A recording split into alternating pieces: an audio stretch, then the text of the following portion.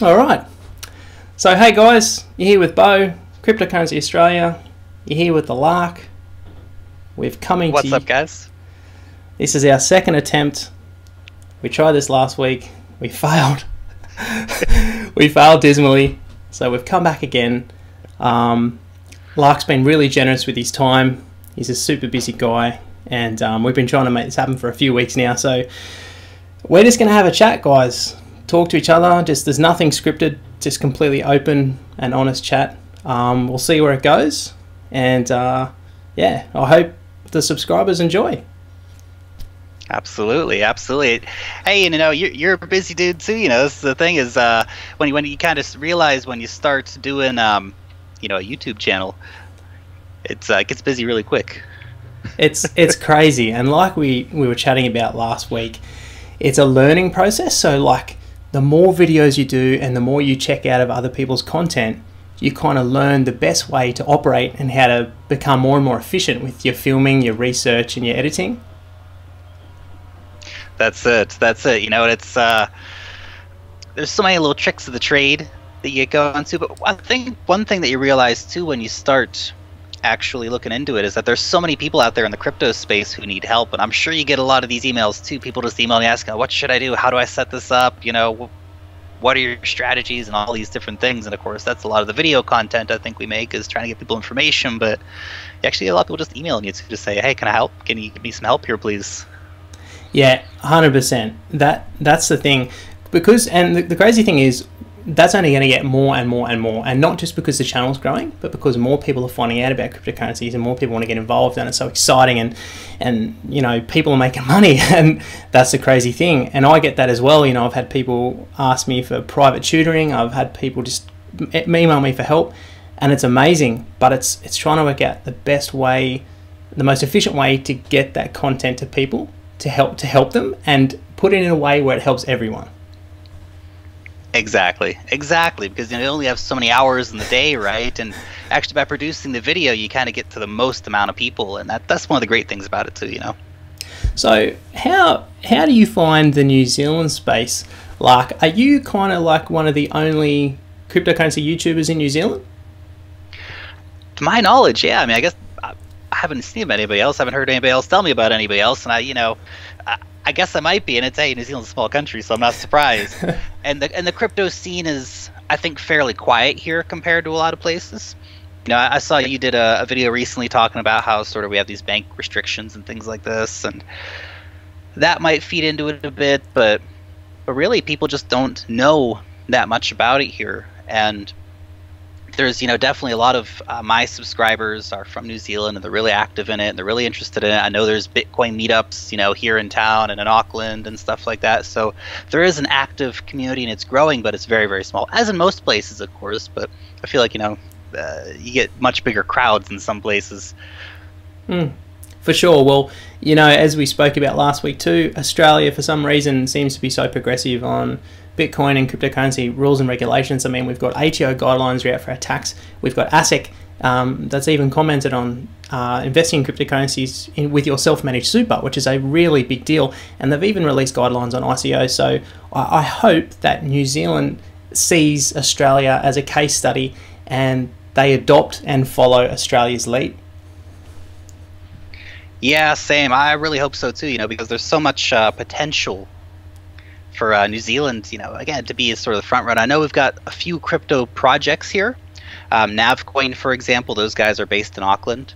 You know, that's a really exciting project, and they've been working on it for a few years. So it's not that nothing's happening here by any means, but we certainly could have a lot more. I know, you know, New Zealand's trying to make itself to an extent into sort of one of the tech hubs of this region, and you know, it's got to get the laws to go with it, basically.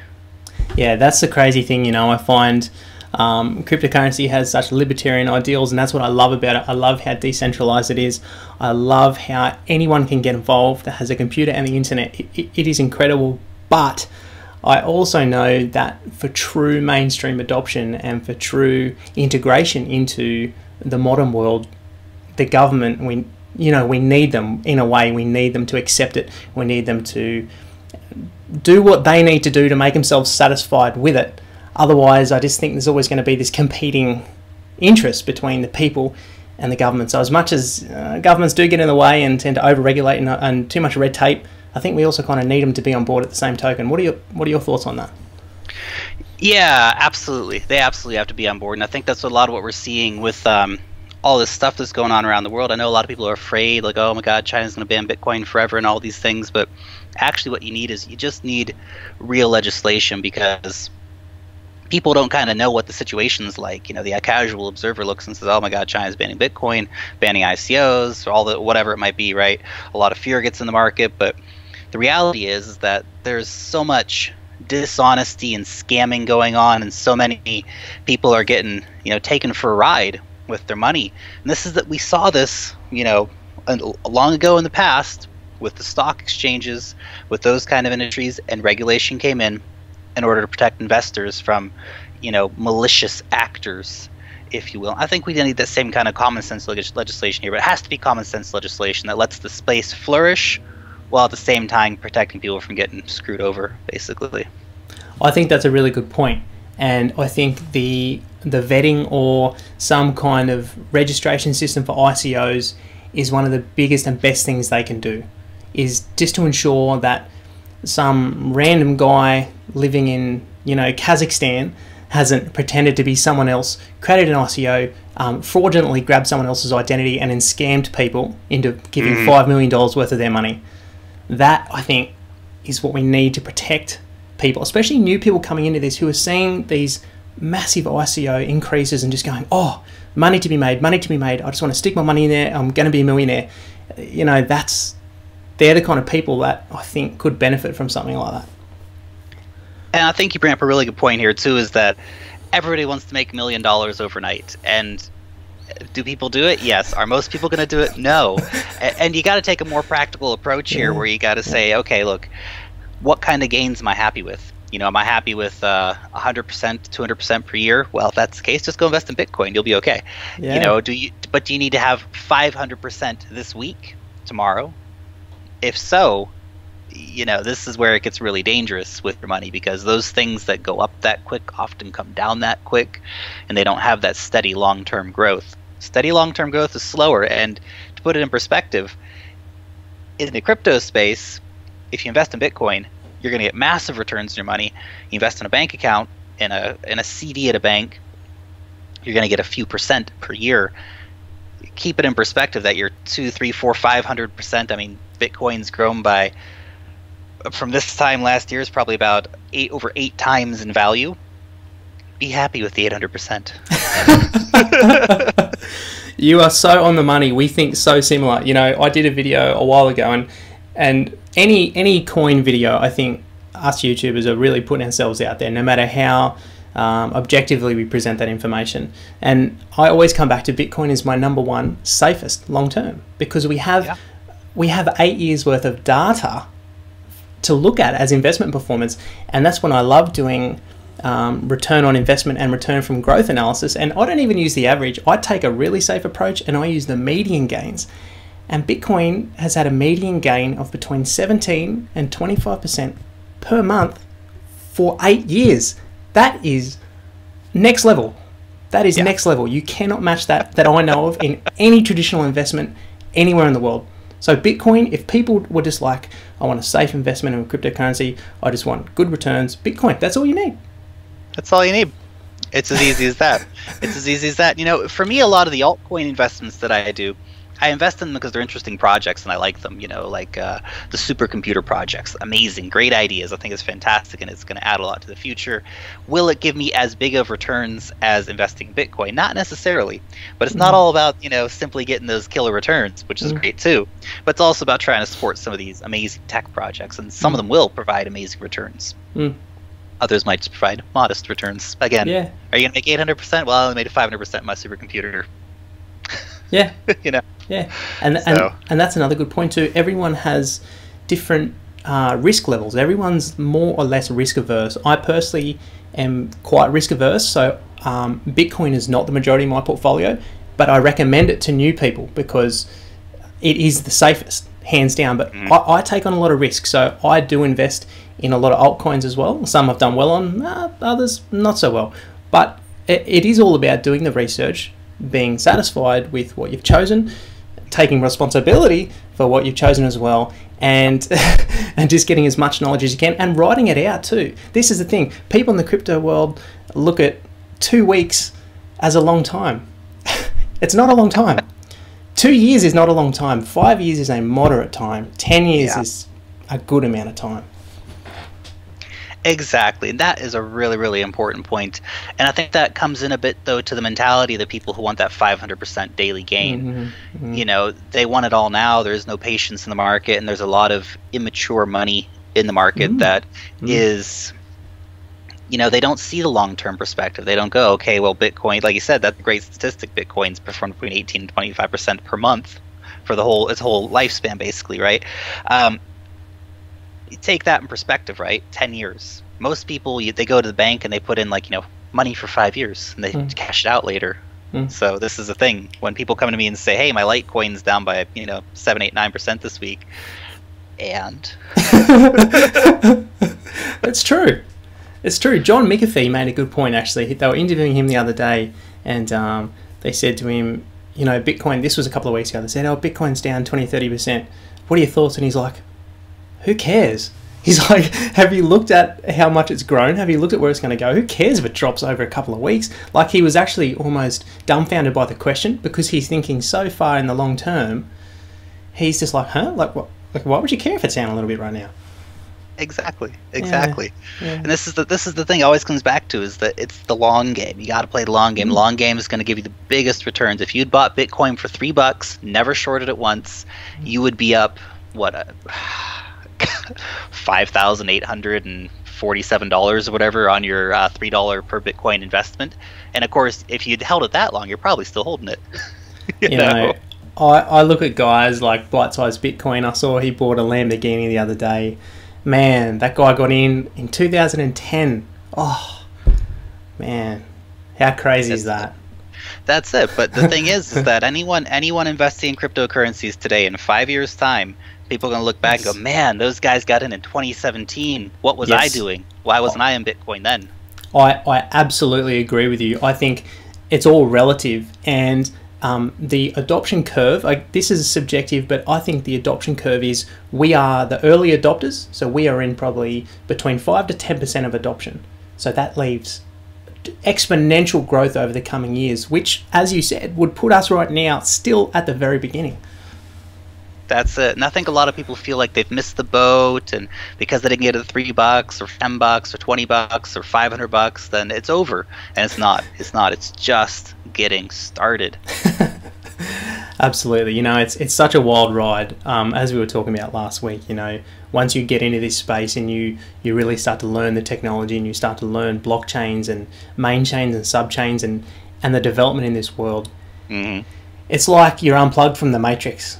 You just see everything in a different light, and it's so addictive, and you're not sleeping, and it's mind-blowing. That's it. It's just, you know, it's you realize this is the way the future is going to be. All these exciting projects that we see coming out, and again, you go back to like the supercomputers, for example, but also the smart contract companies with their all the stuff they do, and all these different tech projects we see coming up. You know, we're going to have eBay on the blockchain, or an eBay-like system on the blockchain, and you know, the list of projects goes on and on and on about the way the blockchain technology is revolutionizing things. IOTA is going to be great for microtransactions and all these different things. So it's a crazy world. It's a crazy world. We're lucky. I consider myself blessed, and anyone just so lucky, so blessed to be discovering this at this time. It's crazy. But I want to talk to you about your YouTube channel and your growth, Lark. So I checked just earlier. You're nearly up to 12,000 subscribers. Man, the growth has been phenomenal. You're an inspiration to me, and I know you're an inspiration to a lot of other people. How does it feel to have gotten to where you are, and what does the future hold for you? Interesting question. Well, you know, it's been a really great ride, really, with the YouTube channel so far. You know, when I first started blogging really on YouTube and started putting a message out there and talking to people about cryptocurrencies and stuff, it was just so interesting actually to see the community feel of the subscribers, you know, behind me saying, you know, giving advice on stuff. And all these different things. So that was really, really cool. And I feel like, we're getting a really positive message out to a lot of people, that I'm reaching a lot of people now and trying to, get that message of, hey guys, remember, it's not about the gains. You don't need to make 500% a day. Look at it long term. Look at the technology, invest in the projects, all this stuff. And, when the market's down, come out and make videos saying it's okay, guys, you can relax. The world's not ending. And I think that for me was one of the really important things to get across, was that message. And the whole reason I started the YouTube channel was I realized how difficult it was for me when I started. And, to get people some advice, some practical information, things to think about, ways to keep up with the news, ways to look at coins, all of these different things. And so, from here on out, basically looking to obviously continue growing the subscriber base and, getting a hold of more people and getting the information out to more people and really just evangelizing about Bitcoin, I suppose, when it comes down to it. But also we'd like to get some more interviews happening. Hopefully I'll be talking to the guys from Sonam this week, for example. Nice. And I've been in contact with the guys from PIVX and hope to get a hold of those guys soon. But in contact with the guys from Navcoin, and they're all super busy developers, doing this stuff. But when they get some projects coming out, hopefully talk to those guys. I think it's just really interesting to get to talk to those guys too. Because I know the people, the subscribers, they want to hear about this. They want to have this inside track, and really the subscribers are what, give me the ability to get out and do that. Without that subscriber base, without everyone supporting me, I wouldn't be able to talk to those people. So it's kind of a, I wouldn't exist without the subscribers. It's, just, I think every day, like, how thankful I am to all the people who, support my channel. It's really awesome. So. And that's a good point. And I'll use this opportunity to personally thank the people on my channel too who go out of their way to take the time to comment and provide that feedback. And I've noticed some of my subscribers are subscribed to you too, and they comment on your videos as well. For us content creators that are doing this stuff, the fact that people go out of their way to provide that feedback means like the world. Like, and as I said to you last week, when I just was a YouTube watcher before I was a content creator, I never commented on videos. I just watched. I don't think I even liked or disliked. I just watched stuff. I never thought to comment. So I guess I really appreciate the people that are taking the time to provide that feedback, because it's allowing us guys not only to grow but to learn as well and to get better and better as we're in this space. Because I mean, I'm an engineer and a project manager. I never had experience recording videos. I never did this. So it's just a learning process, and the feedback is just always so appreciated. That's it. And yeah, hit the nail on the head. I find too that mostly it's really, really positive stuff in the comment section too. And I feel like that's kind of a reflection of the excitement around the crypto space in general. Maybe like 1 in 20 comments are negative. And I don't know, I feel like on YouTube that's a pretty good ratio, to be honest. Yeah, true. That's a good point. You make a very good point. And on that as well, how do you feel when the market goes through a huge crash? Is it harder for you to make content? No, I think, it's market up, market down. Maybe the people are a little more stressed out in the comment section, for example, but yeah. But for me, I just keep doing what I'm doing. Yeah, that's it. Because hey, the fundamental technology behind whatever coin I might be reviewing hasn't changed because the market's down. That's true. Or the long-term potential of Bitcoin hasn't changed because the market's down or the market's up. People get a little more excited when the market's up. Everyone thinks we're going to the moon today. Well, might have a traction next week, guys, but we're going to the moon nevertheless. Yeah. Yeah. No, that's a good point, and I know I've been the same. I mean, it does. I would admit that sometimes it is a little bit harder, but I'm like you, where once you understand the fundamental technology, you know where it's going. It's just going to keep being adopted. It's going to revolutionize every industry, every market. It's going to change the world, and it is in the process of that. We are just so early on, so super exciting stuff. Now, as we discussed last week as well, we floated the idea of a potential meetup one day of me coming to Auckland to meet with you and to put an open invitation out for our subscribers. What are your thoughts on that? Are you still keen to do that one day? Definitely keen to do that. I think that'd be amazing. I think that'd be amazing, really, to have some meetups, and maybe I fly over to Oz one day and we do a meetup over there too. Just get people involved and sit down, talk to them, have a beer with the crypto crowd, and that would be awesome for sure. Yeah, absolutely. That's my long-term plan is and you notice too that a lot of the same kind of people are the ones that are commenting, and I'm like building a relationship with these people, and it's so cool, and I would just love to meet a lot of these people. So I reckon yeah, it'd be awesome for both sides of the pond for me and you to catch up one day and put an invite out there and to see who turns up. Yeah, it'd be awesome. It'd be absolutely awesome. You know, I mean, I had there was a guy from Australia actually. His name's Judd, and he was over here in Wellington last week, and you know, he just kind of popped in and said, "Hey, man, I'm coming to town. Want to talk about cryptocurrency?" I said, "Yeah, absolutely. That's cool. Let's go. That's awesome. That, you know, so. How cool is that? Yeah, good one. You know, the community is just an amazing place, though. Again, you know, like I said, most people are very, very positive in the space, and most people are really excited to talk about cryptocurrencies, and so it's really cool. It's a crazy world. It's a crazy world. So, how's the cheese business going, mate? The cheese business is all right. Well, we're just working on recipes right now because we're still in this sort of nowhere zone of between licensing, so it's going to take a while. I don't think we'll probably be back on the markets until early next year. Unfortunately, it'll take a few months to get the premises and get the new license going and all that stuff. But which is a bit of a hurdle because we got there, we got to the market, and then you know, a day or two later, you get the phone call, "Hey, by the way, your license is canceled. You have to get through a whole different process." So, but that's all right. It's all part of the journey. All part of the journey. You know, I was actually I'm a vegetarian, but I actually went a few years ago. I went vegan for about 6 months, and it was actually the best I ever felt. But long story short, the cheese was so bad. It was so bad. Yep. So you're gonna have to send me some samples. I'm keen to try your cheese one Absolutely. Day. Well, especially if you come over to Auckland, you know, I'll bring you up a whole pile of it. But this is one of the reasons why we got into making vegan cheese, is actually because we thought, man, most of it just sucks, and we could do better, and we did do better. And a lot of our cheeses, in fact, all of our cheese is super, super tasty. Nice. And so yeah, it's just about getting it back on the market. And I would like to hear your thoughts too. Back to cryptos. I know you're a big fan of Neo, as I am. What are your thoughts, opinions on the Chinese market, and how do you think they're going to come out when they actually come public with the next steps of the cryptocurrencies in China? What do you think is going to happen there? It's going to be really interesting to see what happens with China when they come back. Obviously, we're going to see some, you know, specific legislation that's going to manage the whole thing, but I think we're also very likely to see some inside players. And that Neo might very well be one of those inside players when the time comes. They might pass, for example, certain legislations that say all ICOs have to go through X process, and in order to go through X process, you have to go through one of those process providers, and one of them will be Neo, for example. They might work with Ethereum too, but maybe they'll really try and push Neo, and that would actually elevate Neo's status massively if that were to be the case. Hard to say. I don't think they're going to come back and go, "Hey, actually, we're wrong.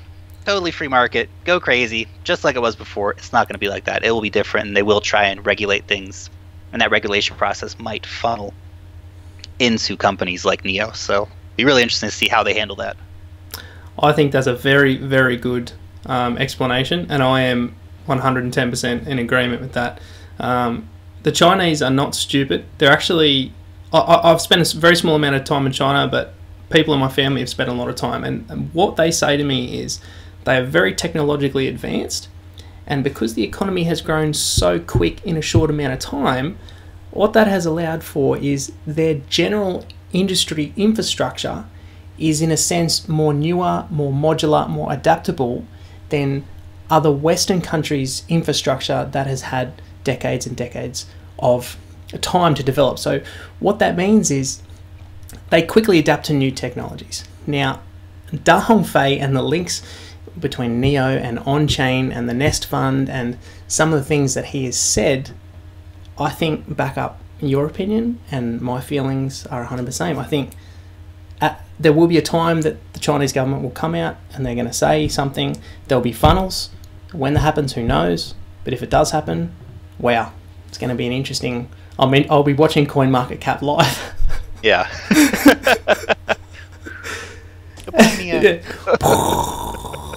So to anyone holding Neo, I'm not a financial advisor.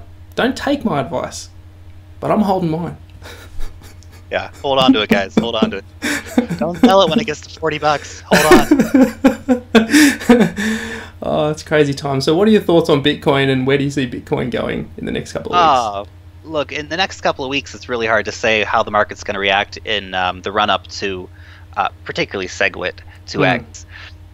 I just have this real feeling like no one cares about Bitcoin Gold. It doesn't have any community support. It's just a way that certain players in the market are going to get millions and millions of dollars because they were able to force the situation. Yeah, I guess if you're holding your Bitcoin and you're, I'll get some free Bitcoin Gold, rock and roll. But no one's really excited about it, and that's not really, there's not a lot of drama around that, I don't feel. The real drama is going to be around SegWit 2x, and it will be very curious for me to see how the market reacts, because when Bitcoin Cash came out, we didn't have a lot of time to react. You know, everything was agreed for SegWit. The Bitcoin Cash guys came out and said, very last minute, actually, we don't agree. We're splitting the chain. We're making something called Bitcoin Cash. And so we actually had a very short amount of time. Whereas SegWit 2x we've known for a very long time. People have had a long time to think about their strategies, about collecting Bitcoin, holding it for this chain split and all these different things. And so totally unpredictable what's going to happen immediately afterwards, to be honest.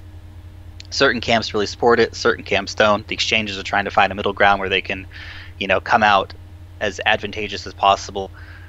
But definitely there's the potential for some wild rides ahead in that situation. Yeah, and you feel, it seems like you hold the same sentiment as me. As someone that's been around this for a solid 5 or 6 months now, these splits are frustrating. They cause this divide and uncertainty, which is detrimental to the growth.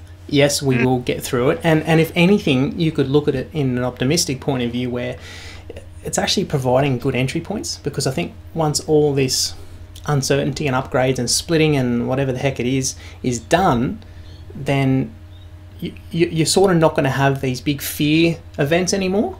And I would say, unless you have big governments come out against it, I think you're going to start to see very strong growth after these events have passed. And the new people to the market who don't fully understand what's going on, the fear is gone, and I think people will be much more willing to enter. I've even heard some, conspiracy theories about that. The reason that some of these forks are happening is that they're trying to deal with any potential arguments in the future. Like, well, what if we switch the algorithm? Did it? Failed. Well, what if we change block size? Did it? Failed. And that they're actually trying to do a bit of this, and that's a pretty deep conspiracy theory there.